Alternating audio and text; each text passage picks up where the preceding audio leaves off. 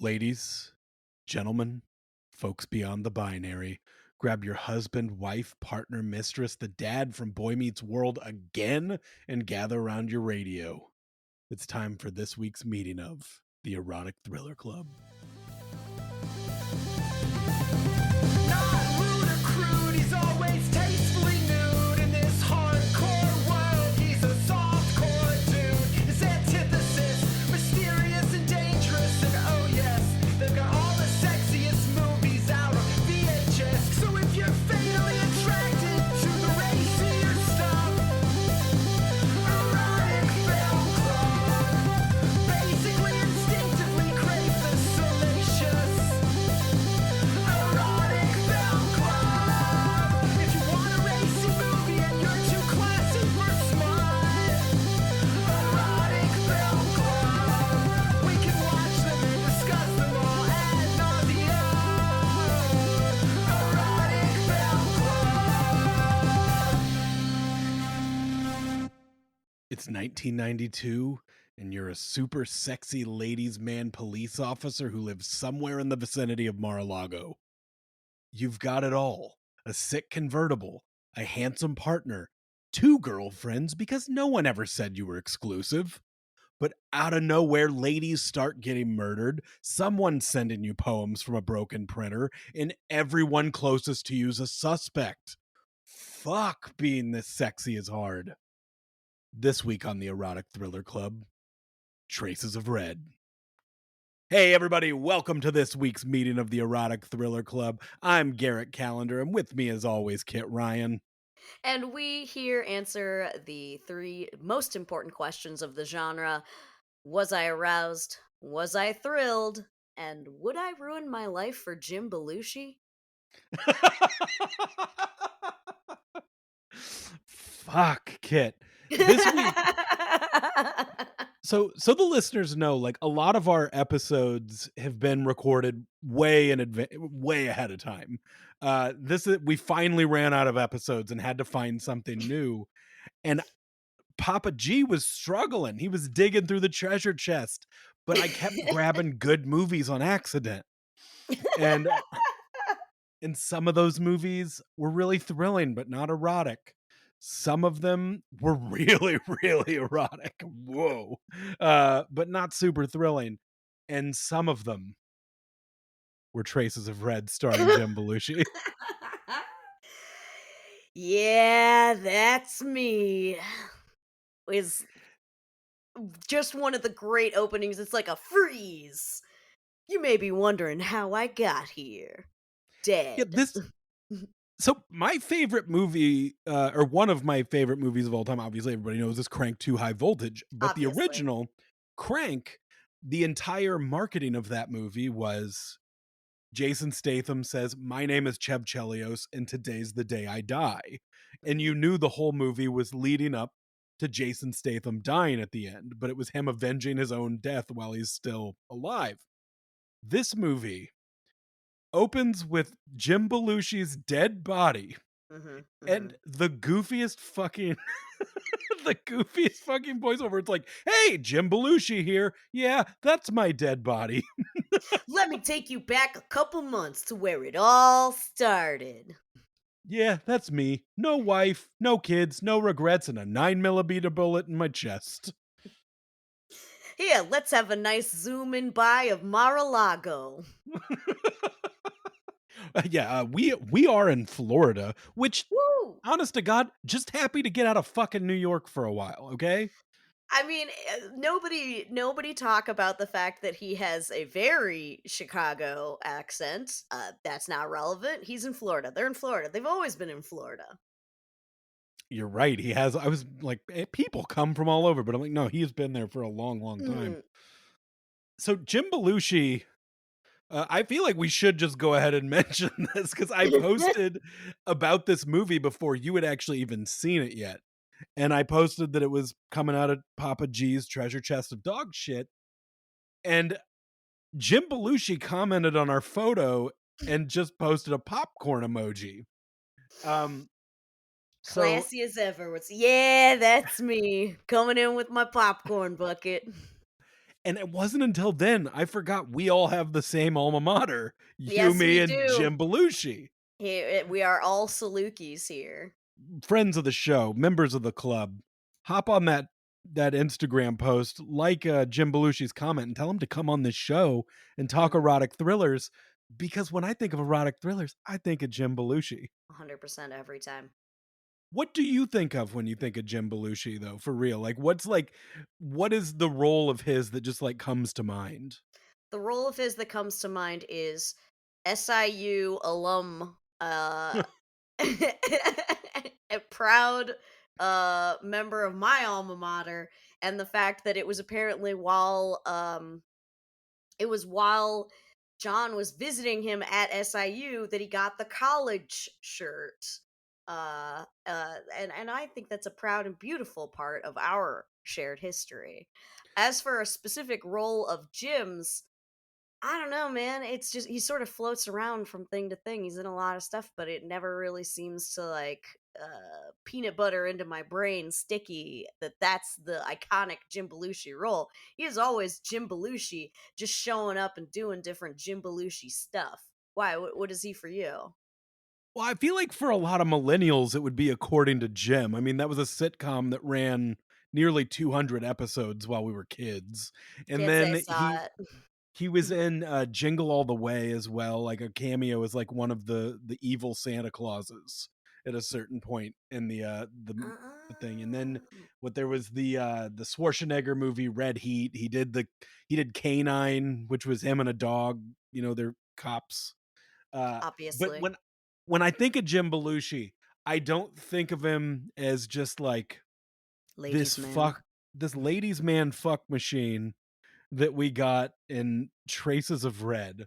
You This know guy that LL Cool J stands for Ladies Love Cool James Belushi, right? most rappers actually name themselves something about James Belushi. But yeah, so this movie opens with Jim Belushi dead.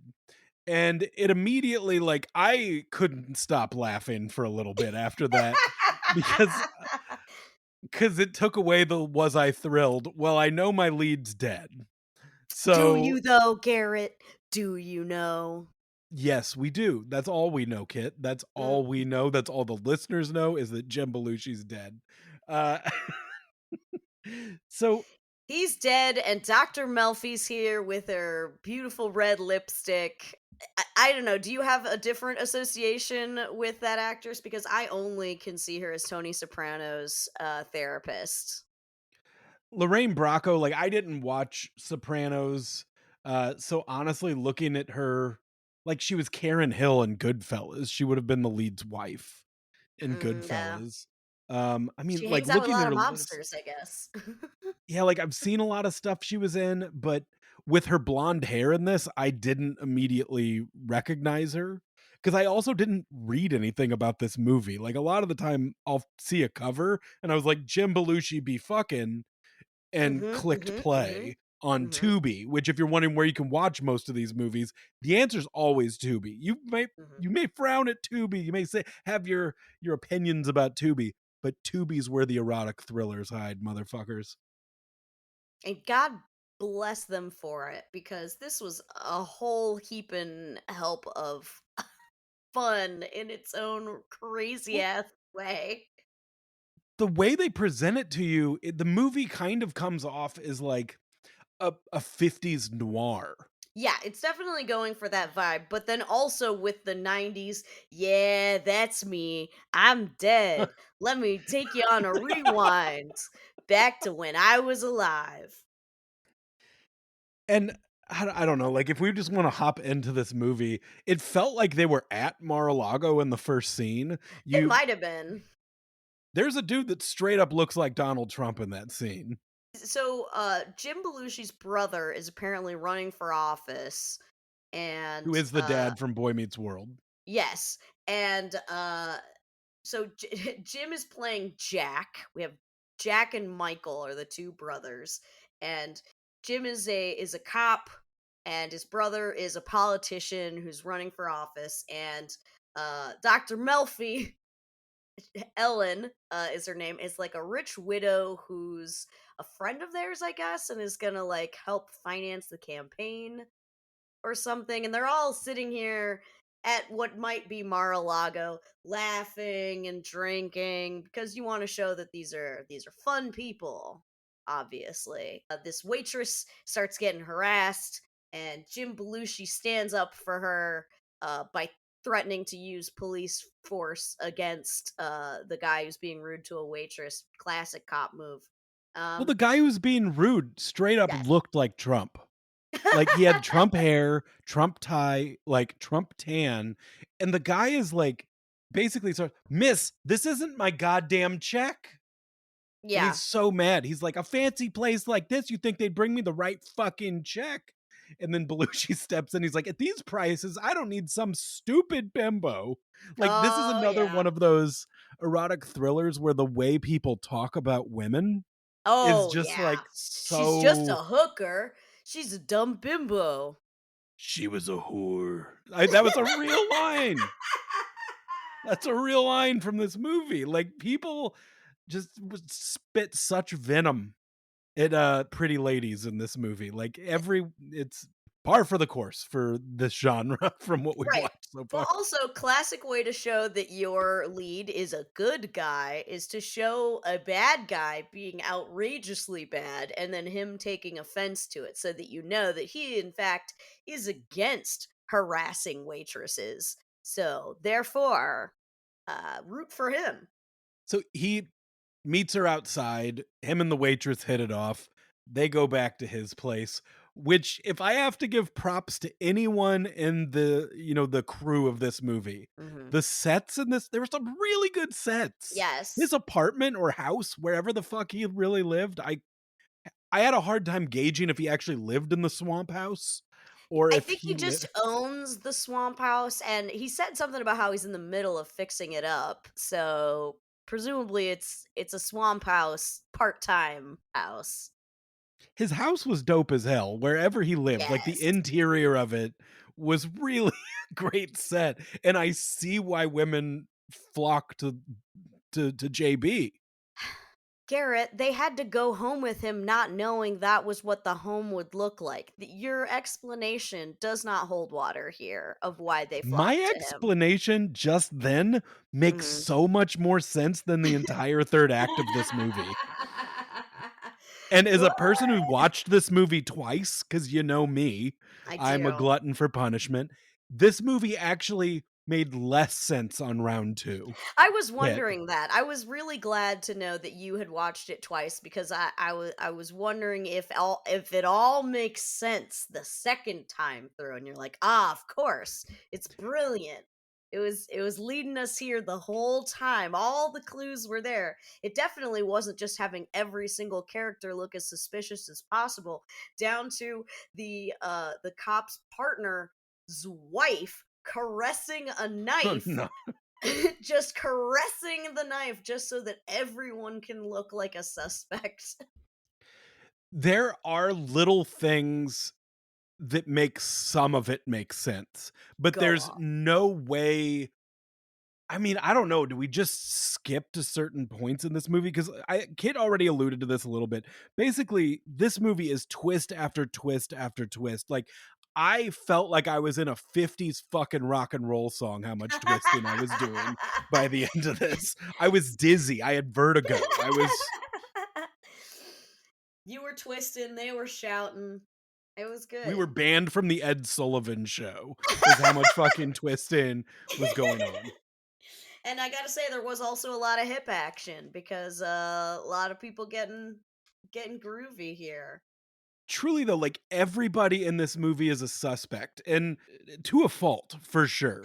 Like, Absolutely to a at a fault. certain point you don't need that many twists, but that being said, most of them got me. Like, the final one especially, where I was just like, oh. Yeah, no freaking kidding. I have to say though, first thing that really set me in a place where I'm like, I can't trust anything this movie tells me, was the fact that we have our zooming, helicopter shot of Mar-a-Lago, and it's a beautiful Florida day. And then we cut to them inside, and they're like, "It's already been last call, and it's time for a nightcap." And it's like, "Wait, is it not? Is it not 4 p.m.?" Like, oh, this movie just doesn't give a shit about establishing things at all. I'm just gonna have to go wherever it's taking me. Okay, all right, I know where I'm at This now. just hop in, twist a Mm-hmm. little, Mm-hmm. take the ride. Absolutely. So Uh, we get I guess we should mention the first sex scene. yeah. Um, he takes that lady home. 8 minutes Uh, in, and we got boobies. we do. Kissing on her. He mentions he likes her perfume, which is where the Yeah, first time Nightwing comes up, which is important later. Because absolutely. And you know that he is a suave guy when he comes up and he's got that line that all women would drop to their knees for, which is, "You smell good." I mean, it's not a Oh, bad line. my panties just dropped to the floor, sir. I mean, he just starts kissing on her after that, unbuttons her blouse. What a sexy cool cop. An absolute fuck machine. I mean, he really is, though, because it turns out that's not the only girl. He's also screwing Ellen, aka Dr. Melfi. Uh, and the way in which he mentions this is the narrator says, "Did I mention I'd been sleeping with Ellen?" No, no, Jim, you didn't. Thanks for letting us know. At this point, we've already seen a true SIUC coxman sucking on some boobies. And now we see him over with Ellen, the Sopranos therapist, and it did show that he is a gentle lover. He is a respectful lover. Mm, He is considerate. That scene, it's just Jim Belushi going down. mhm, mhm. Jim Belushi is not afraid to give head. That's how you keep two girlfriends. Oh, you know what? That might make a lot of sense then. Yeah. Okay. Okay. Now I see why the women why LL Cool James Belushi. So, but before that, we do have to bring up throughout this movie, he keeps getting sent menacing poems. Yes. And the first time he's headed to court with his partner, who we do need to mention this actor. His name's Tony Goldwyn. Are you familiar with him? I looked at his IMDb and he had been in a lot of things that I was like, "Oh yeah," but nothing that really stuck out as something that I would associate him with as strongly as I do Dr. Melfi. But you saw like he was in a lot. Yes, he's been in a lot of stuff, good, a lot of good character work by the looks of it. So Tony Goldwyn, this movie was under the production company Samuel Goldwyn Productions. Mhm. Nepo baby. Really? He's the son. He's the grandson of the original Samuel No Goldwyn, and then kidding. Goldwyn Jr. was his father who took over after Grandpa died. So, like, I mean, this guy literally has a movie he directed in theaters currently. Really? Yeah, he's Good in it for too. him, I guess. So I mean, he was the voice of Tarzan in the Disney Tarzan movie. Like, this guy gets work. Oh, yeah. His name may have gotten him the job, but he gave himself those pecs, so, you He's know. handsome. Those abs in '92, Mhm, that felt like a mhm. special kind of ripped you only see now. But I Right? wanna read the first poem that Jim Belushi gets. He casually opens his mail on the way to court, Like and you he do. opens it, and this is the poem. "A dead whore is nothing new. Go into court and you'll die too." Jim Belushi's reaction is, it's probably bullshit, let's go." As a cop, he is so wildly unconcerned, not even a little bit like, "Oh, maybe I should give this to Mr. Bowtie over in forensics and have him take a look for fingerprints or something." No, he is not concerned. I once got a postcard in the mail that I was standing at the mailbox. It was actually pretty late. I looked at the postcard, flip it over, and it just said, "Garrett, I hope you die." And I was so frightened. And it turned out it was from a pro wrestler that's a heel. Oh, I So love that for you. I do a pro wrestling podcast as well, so, like, that is not out of the ordinary that it is weird that that showed up, but it did happen. That fucked my night up. This guy got a weirder one, and it's just like, "Eh, it's bullshit." Toss it. Wish people wrote me poems like that, but he goes to court. Garrett, all you had There's to do was ask. I'll send you creepy poems. Thank you. You're welcome. While they're in court, like, basically saying that this man is guilty of murder, a guy in an Adidas tracksuit gets up, leaves, and Jim Belushi's beautiful Corvette, when he Mm. comes out of the courtroom, is absolutely demolished. Yeah, Like, and that must have taken time, during which apparently there are no security or cops that are around the parking lot of a courthouse. courthouse. Because this person clearly this took at least 20-30 minutes at minimum to get this level of destruction. This is far worse than what Marky Mark did to that cherry red convertible. Yeah, basically in that in Fear, Marky Mark wrote like, "I fucked your daughter," and then smashed the windshield. Yeah, In this, it looked like his car, his convertible, had been run over by a monster truck, and and then spray painted. it actually what it looked like, if anybody watched the first Jackass movie, Johnny Knoxville goes to a rental car place, rents a car, and then enters it in a demolition derby and tries to return it. That is how his car looked in the parking lot, and it was fucking awesome. Then they track this dude down that they think is that is the brother of the guy on trial. They track him down and they chase him through this delightful looking swamp dive bar. They said it And looked like shit. That bar looked and fucking rad. I would love it. Absolutely.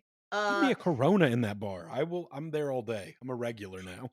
he manages to trick the cops who are following him by like hiding underneath the thing and they go the wrong direction, but then he fucking trips and rolls down a hill and ends up drowning in like 3 feet of water. This He is guy's like 7 feet tall. Yeah, he is clearly like on his knees pretending that he is drowning. They pull his ass out and they're like, "Hey, did you do this?" And he's like, "Do you think I write fucking poems?" I love It's the You know what, craziest man? accusation. No, I don't. I don't think you write poems. I'll be honest. Like, the bar patrons, like, no one there's writing any poetry. No one there can buy a proper shirt that Oh, okay. fits. They don't Like, want a proper shirt. It's Florida. It's hot, Garrett. A proper shirt would just get in the way. at least a shirt that fits your body would, like, be a little loose and let some air get in. These people, like, whoever was in the wardrobe department, like, these shirts were hugging tummies. Is a fellow husky man, as they used to say about pants when I was a child. That seemed really mean, by the way. Like, Oh, I they don't thought it's you like, were like a cute puppy. Like that a does like, husky husky? Well, puppy. that's cute, but, like, when you're just a little fat boy and they're like, "This you don't want your pants to say husky on them." Yeah, we These need to guys were send you husky, to though. the husky section of the kids department store. Yeah, and also the guy gives like one look to all his buddies and they all just immediately launch themselves at the cops who show remarkable restraint that they do not fire the guns they are holding in their hands and instead get into a brawl. He's a lover, not a fighter. He's a He's a love. fuck machine, not a kill machine. Like, the fight choreography in the couple of times there are fights in this movie is bonkers. Like, It- you and I have a track record of watching bad movies together. yes. Did we ever watch the Tyler Perry movie Alex Cross, his action movie? Oh, I don't think we ever did. In that one, all of his fight scenes against the Beverly Hills 90210 guy are very stationary, because also fellow Husky boy is that Mhm. Tyler Perry back then. And this is just a lot of like stationary shoving and like light falling. It's Yeah. meh. Yeah, I could the handle this biggest fight. stunt that we see in this movie is the guy rolling down the hill into the 3 feet of water, and also Jim Belushi's extraordinarily dramatic falling backwards as he has been shot. Those are the two big stunts. I still can't get over. Did you smash my father's car? Did you write me a poem? Do I look like you think I write fucking poems? I'm not answering anything without my lawyer here. But no, I did not write you a fucking poem. I like I do not need my lawyer present for this. It is a matter of honor and dignity. No, I do not write poems. Belushi, when he starts fucking, what's the therapist's name? You can just say her Ellen? Soprano's name if you want. Oh, Dr. Melfi. Yeah, Dr. Melfi, after he's done going down on her, she leaves. Like he's still asleep in bed, and this is the first time somebody's suspicious because she sees earrings that aren't Mm. hers in an ashtray. Yeah, And it is setting us up from the very beginning, like the very first thing. I mean, like right after he says, "Yeah, I'm dead," and guess who's a lady who's got beautiful lips and knows how to keep a secret? It's Dr. Melfi. Because clearly they want you to think she is the killer from Jump Street. Like she is the number one suspect because I don't know, maybe she even killed her husband. She's a rich widow, right? And she's clearly jealous because she wants that fuck machine all to herself, but he can't be tied down by just one lady. he can't. And He can't. she He's did when she split though, she did leave a pair of panties on his pillowcase, which I thought was a nice little memento. I don't Mhm. think have you ever purposefully left a lover a pair of underpants? Like, have you gone home without your underpants on? No, and I'll tell you why. Because Please. if I'm wearing really cute underwear to go fuck, which presumably I am, I'm not just wearing like laundry day, shit. I'm not fucking leaving expensive underwear at a man's house just as like a nice little memento for him. I need those. I'm not just buying new underwear. What the fuck do you think I am? Ivanka Trump that I can just buy new expensive underwear all the time? No, I cannot. Kit, tell me you've never been with a sexy fuck machine like Jim Belushi that you're trying to lock down without telling me you've never been with a sexy fuck Been with a machine like sexy Jim Belushi, Belushi. Jim Belushi. You're right, you're right. If I had been with a sexy fuck machine like Jim Belushi, maybe I would have considered it, but clearly I have never been so thoroughly fucked that I absolutely felt compelled to leave behind my panties as a memento in honor of that beautiful fucking. You're right. It's my fault that this has never happened. He went down on her all night long and then got tuckered out. Aww. That's my story. I wrote that. I filled in the blanks, but that's what I did it with. So after she leaves, partner shows up. We get our next letter, which is sealed with a kiss on the back because a Mwah. lot of things in this movie, fucking lipstick. We've got lipstick, Traces broken of printers, and the Nightwing yes, perfume. we got main clues here. All of them being our traces of red, I guess. And You yeah, only do it to hurt me more. Live mm, by your lies, die by my cord. yep, and that is segueing that, of course, the girl that Belushi just fucked is gonna have to die. His girlfriend, waitress from Mar-a-Lago, and Both babes, by the way, both like very babes. attractive women. And I'm pretty sure this was the same balding ponytail man from Dance with Death that they talked to about like, "Hey, when did you last see the brunette, that works here?" I swear it's the exact like he had the same balding head, the same shitty ponytail. It's like he just moved up in the world from that one strip club where all the women are getting murdered to uh Mar-a-Lago, I guess. You think comedian Martin Mull has time to be in every erotic thriller? I wish. Oh man. So yeah, after she dies, we end up at his partner's anniversary, and Oh, yeah, yeah. this is the first time that we see a weirdness, a new thing for cops. Like, Yeah. he literally just kisses his wife, they're talking about their 7-year anniversary, she is 10 feet away, another woman comes up and just fucking kisses him on the mouth, and it seems sexual, and Oh, it is. there's It's pretty clear that all cops in Florida may in fact be Belushi style fuck machines because this guy is not able to keep it in his pants. police work before 9/11 seemed different. Like the cops seem more chill, like, a little sexier, I gotta say, these cops were doing a better job than Pacino was in Cruisin', though, because they actually checked for fingerprints. They had their little bow tie wearing forensics dude comparing the different types of lipstick.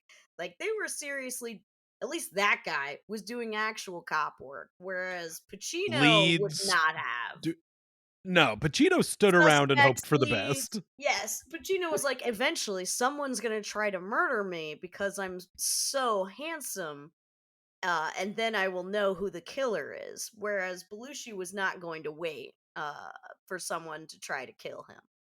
Belushi even did things that are clever police work in this movie. Like, there were moments where, like, he did things to try and further the case. Shocking. I'm trying to think, like, are these really the most competent police officers we've seen in a movie so far? Shit, Garrett. Oh no, but they might be though. And also, both of them were suspects at one point. Why are Like, the most competent cops also the ones most likely to have done it? ugh. They didn't Spoiler even alert, bother. twisty twisty. Nee, Yeah, they they didn't. didn't. No, they didn't. But definitely the movie wanted us to think they did. And I'm gonna point out that they also do not they don't even bother with the Belushi. You can't be on this case because you were fucking that girl that's dead. Nah, you gotta let me be on the case.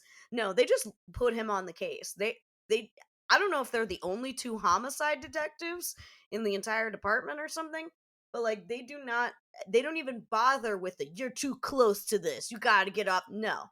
No way. Are you kidding me? If you have essentially Mar-a-Lago Batman in your Mm, police squad, why mhm. aren't you gonna put the Southeast's greatest detective on every case? Gotham City's covered by Batman. Mar-a-Lago's got Belushi. Absolutely. You know what? You're right. And he is the most competent cop we've seen, sadly enough. So I guess it was their best chance. I love that you mentioned the forensics guy because, like you said, the lipstick ends up being a thing. It's the Yves Saint Laurent ruby red lipstick, and the guy who is their forensic boy looks like he hosts a children's science program. Absolutely, he does. With the glasses, the little bow tie. He was perfect. And he did a good job. He tells us that the printer's fucked up because he's like, oh, if you look at all of these notes, you're right. He is doing a lot of police work for these people. Absolutely. This is what they thought that CSI people looked like before the show CSI taught us, of course, what forensics people really look like, which is Caruso, of course.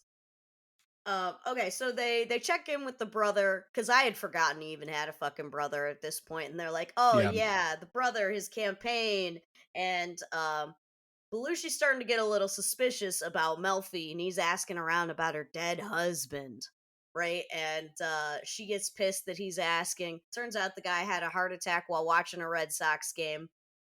Makes perfect sense.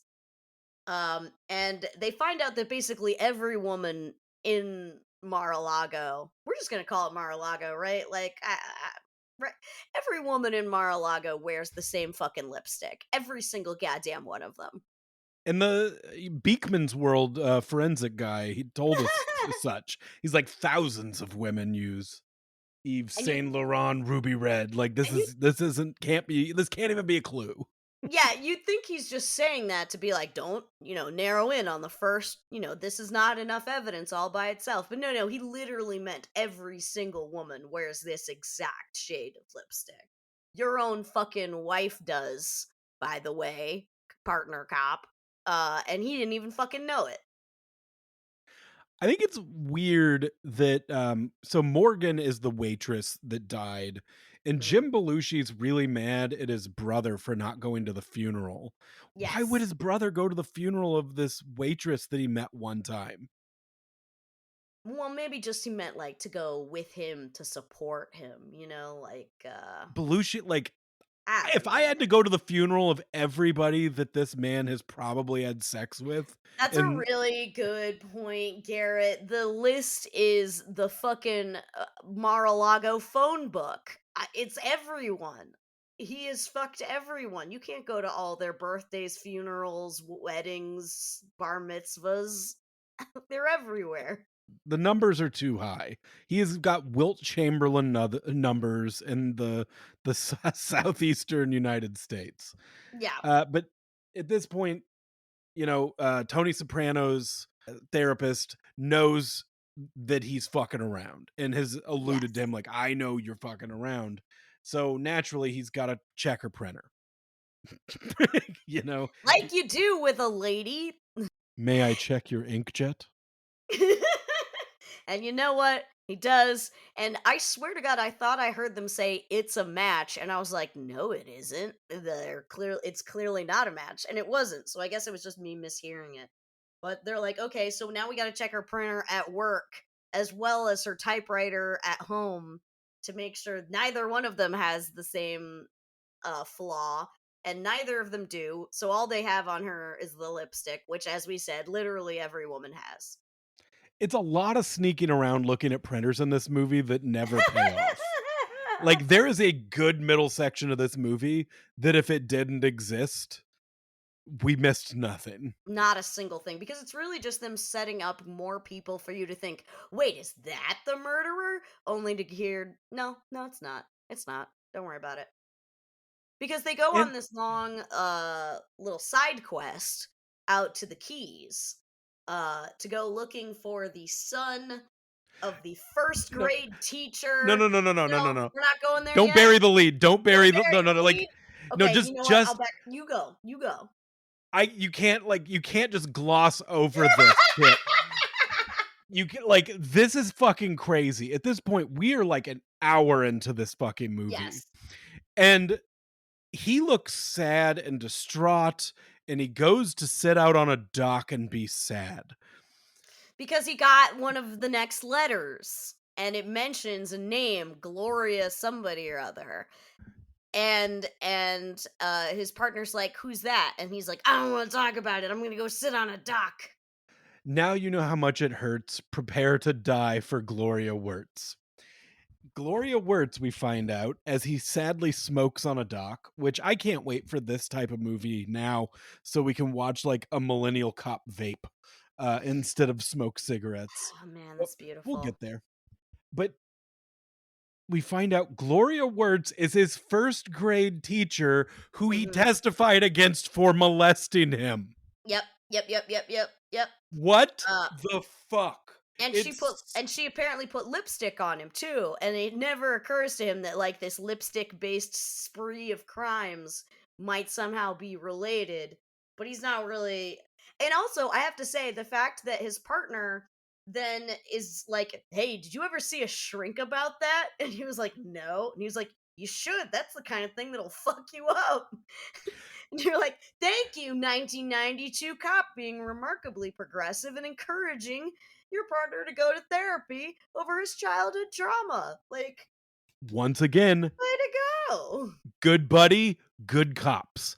No one else in 1992 was suggesting therapy. Absolutely not. Absolutely not. Not even Tony Soprano's therapist is suggesting therapy.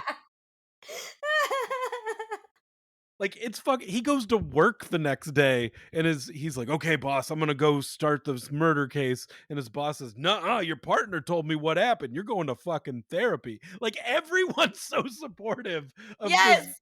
And he's like, "No, I don't need to go to therapy." And he's like, "Number one, I just found out about your childhood trauma. Number two, the woman you were fucking is dead. Like, my man, you are going through a lot right now. You really need to go to the therapist, and I am not letting you go out do more crime shit until you get this sorted."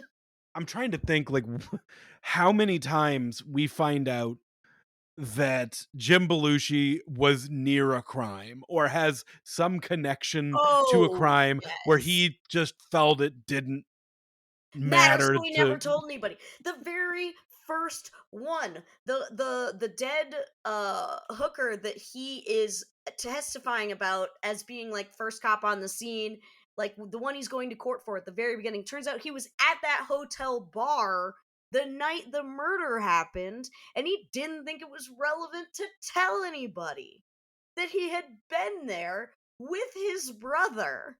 It didn't seem important.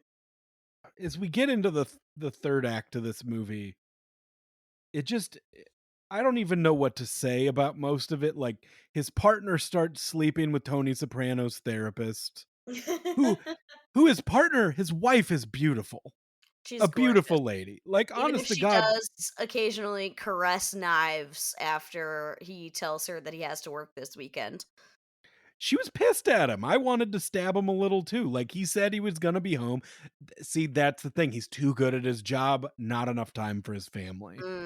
Was gonna miss his daughter's soccer game. Which we Mm-mm. also know from earlier, his wife has the same lipstick. So both Yep. his partner and his partner's wife are suspects right now to us, the viewer, not to Jim. Jim would Um, never consider that. Jim knows that he's a good guy. so he fucks this lady. Jim, he's like looking for the first grade teacher's kid who ends up being dead. So that's another lead that took us nowhere. Like, Absolutely where nowhere. And then we find out, like, not only is he dead, he was gay, and that's why the landlord had a picture of him in his wallet, which is a thing that was absolutely bewildering to me. But I guess that after we find out he's gay, it's like, well, then of course he didn't murder all those hookers. the gay Only a landlord, by the way, Jim Pittock, the writer of this film. Really? It was Yes. interesting. So yeah, the first grade teacher's son is dead.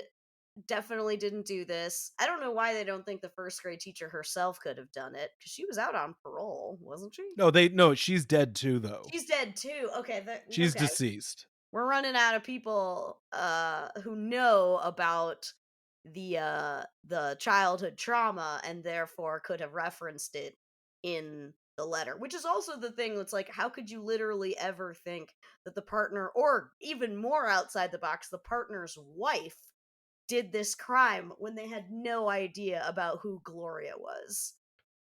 His wife gets really fucking mad though when Tony Soprano's therapist calls the house, leaves a voicemail, Hmm.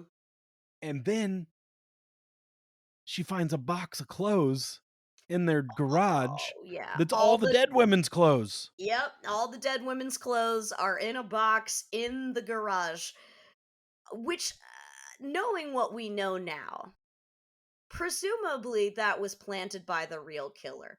Was the real killer planning on framing multiple people for the crimes and he was just spreading evidence all over the place just to, like, maybe, like, throw enough darts and eventually something will hit and someone else will get convicted of your crime? A lot of things with who the killer ends up being at the end of this movie on a second viewing start to make less sense. Like, when you have time to think about it and actually analyze what's happening, because basically Jim Belushi takes his partner's wife and's like, I'm going to my fuck hut out in the swamp with your wife. You get the hell out of here." He goes And go to check on the therapist who's not actually there. Go check on Dr. Melfi because she left you this voicemail saying she needs you. And that was right after they happened to mention to Jim Belushi's brother that, like, by the way, Dr. Melfi mentioned that you had had sex with that waitress. And so it looks like maybe it was the brother who killed Melfi to, like, cover up his crimes, since he's running for office. So partner shows up, Melfi's dead, and he sees a guy driving away. So he follows the person who's driving away straight back to Michael the brother's house, and he's like, "You did it." And he's like, "What are you talking about? This is just my fixer that I had there to like check and see if anyone was talking to her. I definitely didn't murder anybody." He said, "It was my brother who's fucked up, and honestly, it's kind of a little bit my fault. The Just a first grade little bit. teacher never molested him. And Mom we're did all it, like, but "What?" I didn't want us to be split up as a family, so I ruined this poor woman's life." I ruined this Eh, poor woman's life and let my mom get away with molesting and presumably molesting more throughout her life because no one ever stopped her. And also the fact that he had the absolute gall to be like, "How dare you be late for mom's birthday just because you were at a funeral?" When mom molested him, Both of them. both of them. What She's kind of she sucks. They should have is it? shoved her in the lake in that wheelchair and just Right? I let an you know, alligator deal with I it. had been thinking way back during her birthday when she was like, so mom is non-responsive, like does not answer questions, seem to know where she is or what's going on. And when Michael is like, "How dare you be late for mom's birthday? You don't make an effort." And he's like, "Mom doesn't know what day it is."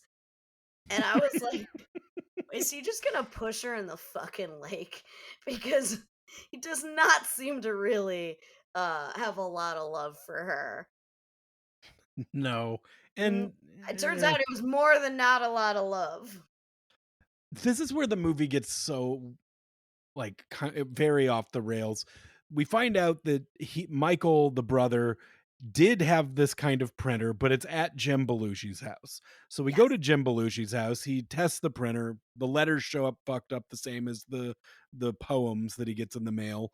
Then He they pry cracks open a open. drawer. Yep, they pry open a drawer and they find like it's like perfectly laid out evidence. Like here's a knife for murdering, here's another knife for murdering, here's a letter that A already has straight up the confession. a confession letter. It's not even written in a poem. It like starts at a poem and then it gives up and it's just like, "And here's why I killed them. I killed her and I killed her and I just really wanted you to catch me, buddy, but I guess you couldn't do it." So like all of this is there, and so partner and Michael start driving off to go save the wife, the partner's wife, who is currently at the fuck hut with In the Jim swamp. Yeah. Belushi in the swamp. And so Jim Belushi's acting real creepy. And Oh, uh he's so creepy. yeah, He's so creepy. He's instantly like this whole movie, nice guy, fuck machine, Jim Belushi, love him, would invite him to dinner, would introduce him to mom, has now become like Dexter. Like yeah, he is like his demeanor has changed. as soon as the audience thinks like, "Oh no, he was the killer all along," he starts acting like the killer for the benefit of no one at No all. one. There is no one he is trying to Wait, convince. He's just trying to creep out his partner's wife for no reason. partner shows up. Wife gets out of the way. They both pull guns. Partner shoots Jim Belushi. Brother watches it. Jim Belushi comes back with his voiceover. Yeah, I'm dead. Now you know how I got there. I bet you thought I was gonna be a hero or something. Well, I was. Because basically what happens is they cover up all this shit and give him a hero cop funeral, so that his brother's campaign goes on smoothly and that he Mm. wasn't related to a murderer. And you're just like, what the okay, okay, I guess. But then wait, there's more. You don't even have to wait for a post-credit sequence. Oh no. Oh no. Instead it's Michael is there with another It's apparently his a secretary. his secretary who apparently also fucked Jim Belushi and we He just does didn't flirt know with it. her earlier in the movie. He flirts with everyone. He's a fuck machine. He's yeah. What do you can't yeah, you can't be mad at a bear for killing people if it gets out of its cage at the zoo. It's so true. Right? That's the thing Michael even says. He's like, "All you ladies just love my brother." And she's like, "Yeah, I guess we do. I don't know." And it's like she doesn't even know why she's attracted to him. She just cannot resist this hunk of man meat. So naturally, Michael goes fucking crazy, starts strangling her, and says, "I hate that shade of lipstick." He's killing this woman. She's The not wearing the same lipstick. I don't know why he got mad about the lipstick. All red lipstick looks the same to dudes, See? except the forensic guy. He knows. That Uh, guy knows. but partner comes in, gets the lady out, holding a gun, and he's like, "Look who's here!" Door opens. Jim Belushi walks in. Yep. Yep. And they have He's a little back and forth. He's like, "Why would you kill these women, brother?" And he goes, "They were whores." Then takes Jim Belushi's gun, shoots himself in the head. Then everybody has a cigarette down on the dock. yep. Yep. Uh Credits. and because apparently the entire thing down to like from the faking of the death, the faking of the funeral, the all of this was on purpose in order to catch Michael as being the real killer. Which apparently they had to wait until they saw him with a fucking cord wrapped around another woman's neck in order to actually catch him. Which does a little bit go back to the Al Pacino thing of like, can we really know a guy's a murderer unless we catch him while he's trying to murder someone? No, we cannot. That's the evidence we require to get a conviction here. And The none of it makes amount any sense. Garrett, you when did Yeah. they have time to plan faking his death? So it points in the movie, his partner gets suspicious of the brother, and that really pisses off Jim Belushi, where he's like, He's "I like, don't "My fucking brother trust wouldn't that do guy." that. My brother's running for office. Why would he start killing people?" Hey, that's a really good question. Why would he? So they bring that up several times. And then when he says, "I'm taking your wife to this place," there's a moment where he calls him and he Mhm. says, "Okay, are you ready?" And like, I did not catch that the first time because it doesn't mean anything to you yet. Ready for what? It's not like they They've set n up this whole plan. But what what's fucking plan? so obviously the plan is this is what's fucking crazy about it, Kit. This guy obviously knows he murdered all these people. He knows it Michael? himself. The brother, Yeah. yeah, the brother doesn't like think his brother's the killer. He knows he's the killer. He knows he's Yes. murdered these women. But now he's gone to his brother's house and his brother has just confessed to murders he didn't do, but just goes along with it to Unless be he's like, the one who planted it. If Michael is the one who planted all the evidence from the beginning and was just like, right? Like that would have to be how it happened. But in which case, if they knew he had planted the evidence, how did they know he had planted the evidence before they found the planted evidence?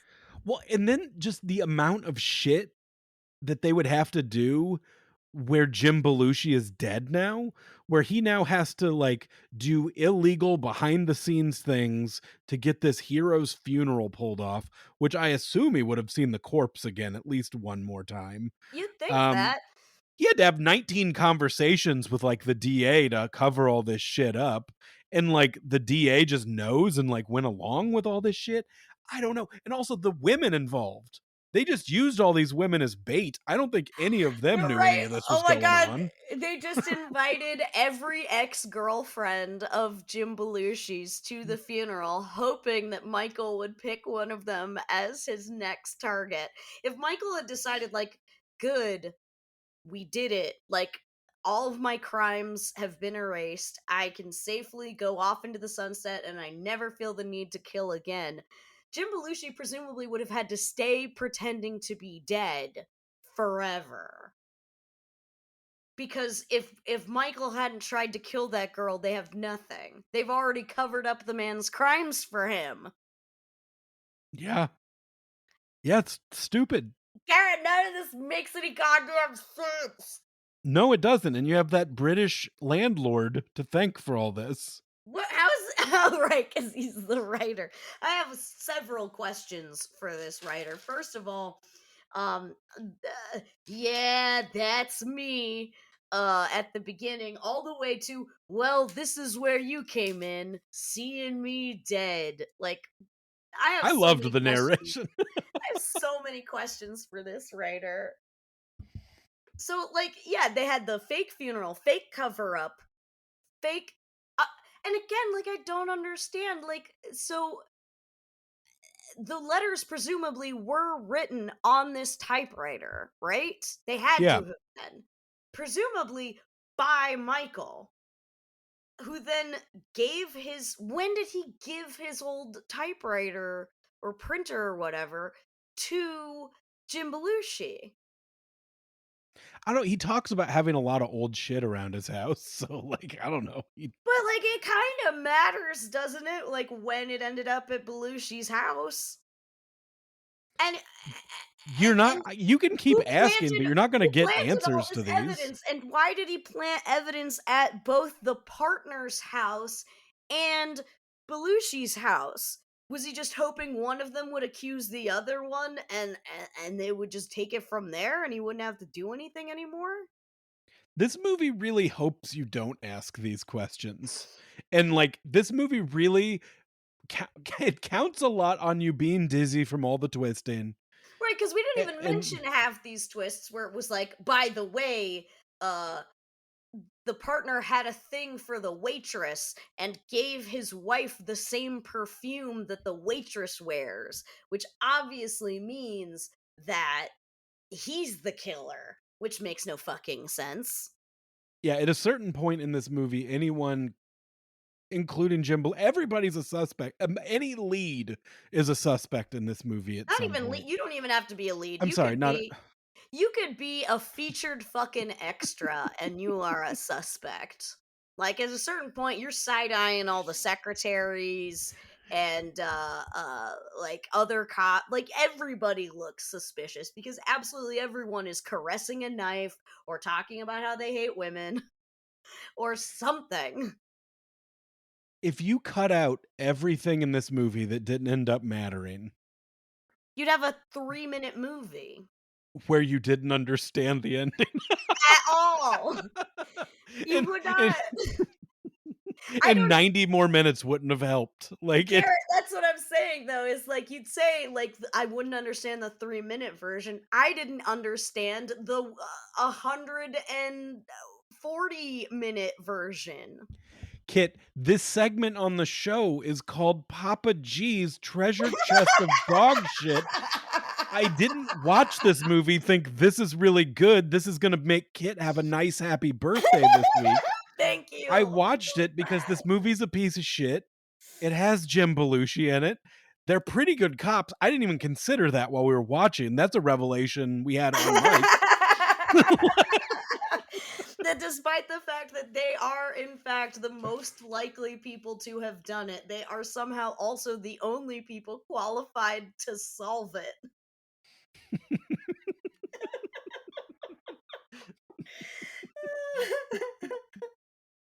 None of it makes any fucking sense. Jim Belushi, I think overall did a pretty good job in this movie with I what don't. I get why he did the movie. The movie was a bomb. Like, the movie did nothing in the theater, like, in the I'm theater, shocked, Garrett. but Shocked it to my was core. it was a big hit on VHS, and I think because the poster looks like you're gonna see, according to Jim, suck on some titties, and he And does. he does. Not as much as you'd think. There's not as much titty as there could have been, but like there is titty, and he does get to lock lips on it.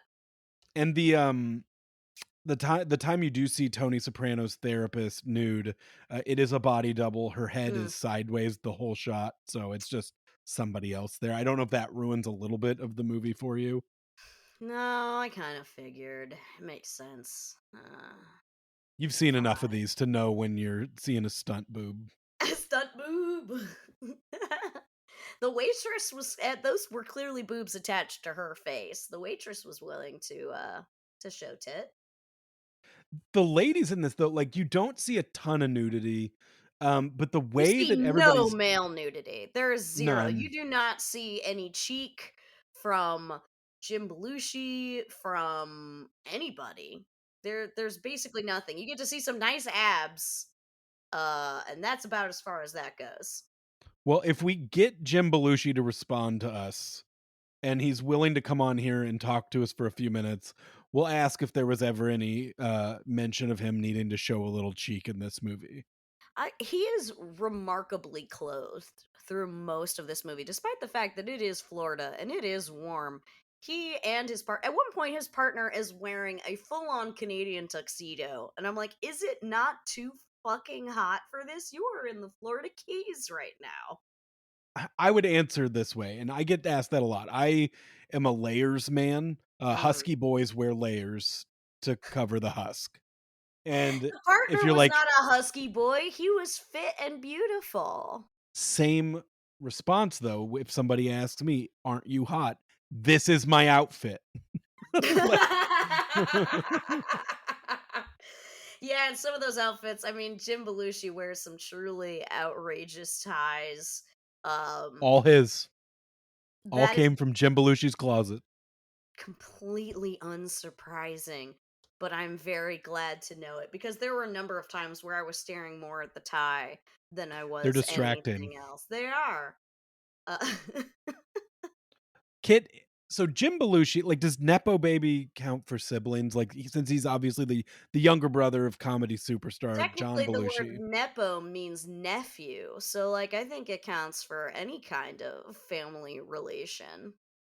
Can you think of any other younger brothers or siblings of a more famous person that you would like to see star in an erotic thriller?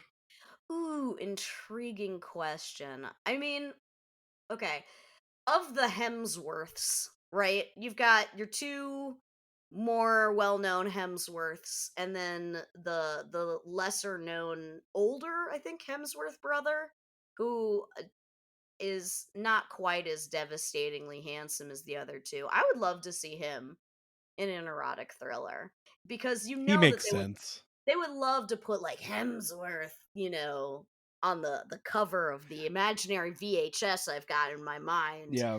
and his face turned artfully away from camera so that you're hoping it will be in fact one of the others. They fucked me with that before. Uh, Did they really? one of the Expendables movies, they it's like 2 or 3, Hemsworth is in it, but when you're watching the trailer, it's like Stallone, Schwarzenegger, Willis, Statham, going through all these people, and it says Hemsworth, and you're like, "Oh shit, Thor's Oh in the shit, movie." Thor's in that. Nope. Oh, I sat through the whole is it the movie. one in Hunger Games then? No. Yeah. I think it was that one. It was one I was like, "That there's more of Hemsworths?" I didn't even know There's there were more at that there's point. 3 tiers of Hemsworth. It's kinda like the some of the Skarsgårds that aren't Alexander, like the new Skarsgård, like, he'd be good, I never but know if they're actually related or if that's just a really common surname in whatever Scandinavian country Skarsgård is no, from. they're all related. Ah, There's one that, like, is in the show Vikings, there's the one that's playing the Crow and was in it, and then, of course, our true blood heartthrob, Alexander. ugh, Um, oh, my precious boy. he has So to have wait, been an which erotic which thriller. which nepo sibling would you like to see in an erotic thriller? Well, I think I'm gonna go similar.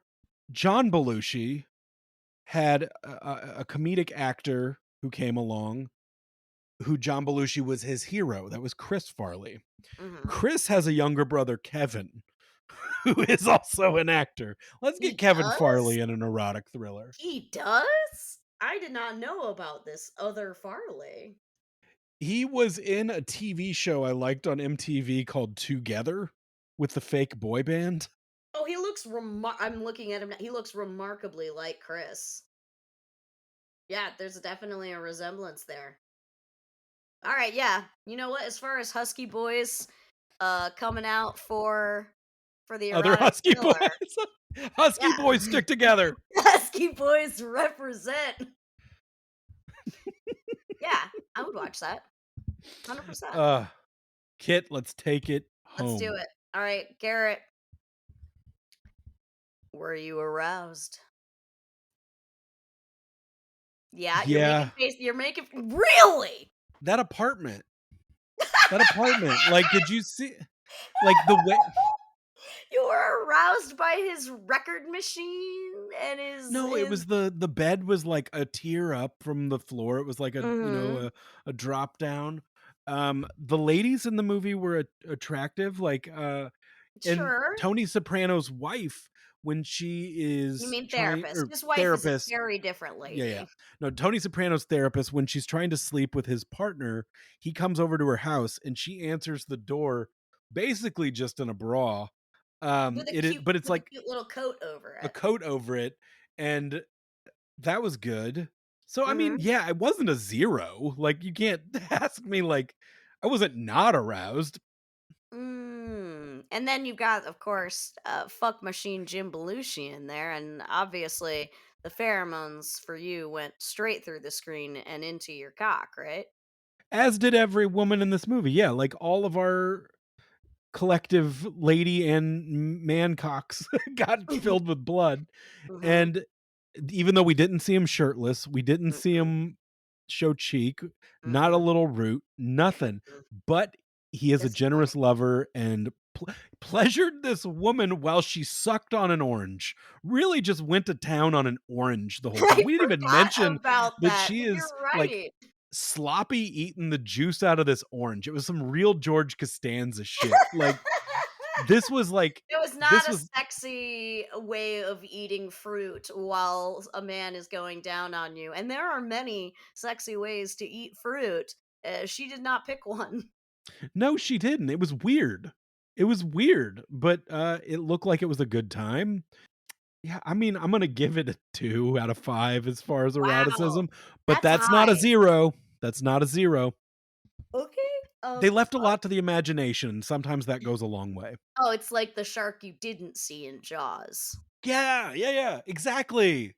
Mm, You get it? mhm, mhm. The tits and root you didn't see. Yeah, his Yeah. root's named Bruce. And the sexy saxophone music I would put up against the Jaws score any day.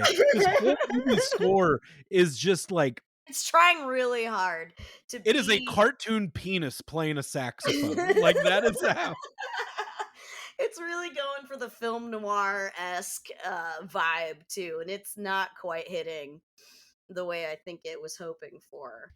Um, okay, I'm gonna say, point 0.5 because it wasn't nothing. You're right. There were indeed some very lovely ladies in some very sexy outfits and some good I mean, it's just Belushi sucked nipples in this, and that didn't make you think, "I wish those were mine."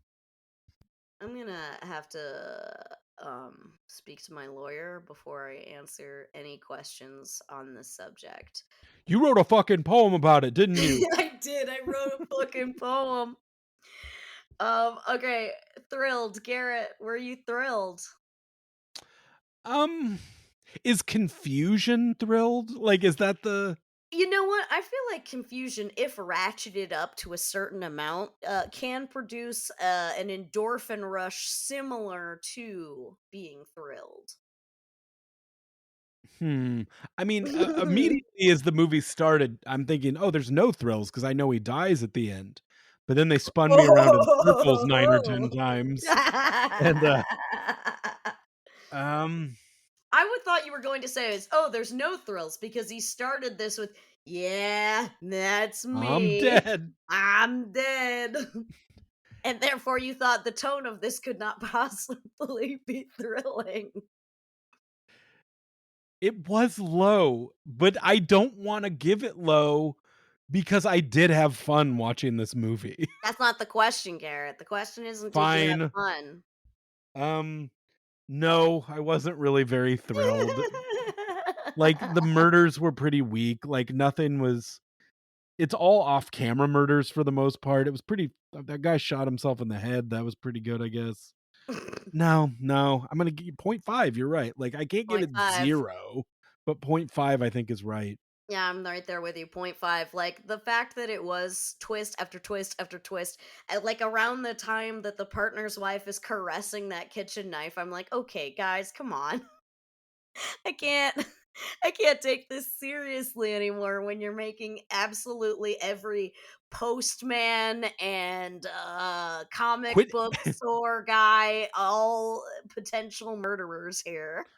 quit edging me with the killer, like, bring me to climax finally. Oh Yeah. my god, speaking of climax, one thing, when Tony Soprano's therapist is trying to seduce the partner and she puts his hand up his shirt, he Yes. shudders in the most I fucking hilarious know. way. I was like, I didn't know that that was an erogenous zone, just like rubbing a man's tum tum, but apparently it is doing it for him. I mean, it's like after you ejaculate, if your partner tries to keep going and you're just like, Yeah. I can't, don't do it anymore. Don't do it anymore. It's tickles now. That, but like Mhm. he wanted her. Yeah. Sorry, we're done with that portion. Would we ruin our lives for Jim Belushi? Would we? Yeah, Garrett, would you? Would you ruin your life for Jim Belushi? Fellow Saluki, Mm-hmm. SIUC alum that I want to come on this show and talk to us about his tie collection and his Mm-hmm. marijuana farm in Oregon. That's not part of the movie. That's just real life. Which is Yes. funny because she does ask him if he's growing illegal substances in his little indoor greenhouse within his very cool apartment. You're right. But yes, continue. Master fuck machine. Like Master fuck machine. the Batman of South Florida. Like Mm-hmm. yeah, I'm gonna ruin my life for him, Kit. Duh. Oh, Garrett. You know what? I'm gonna say, in terms of whether I would ruin my life for Jim Belushi, my loins say no, but my heart says yes. Mine- Which is right behind one of your nipples.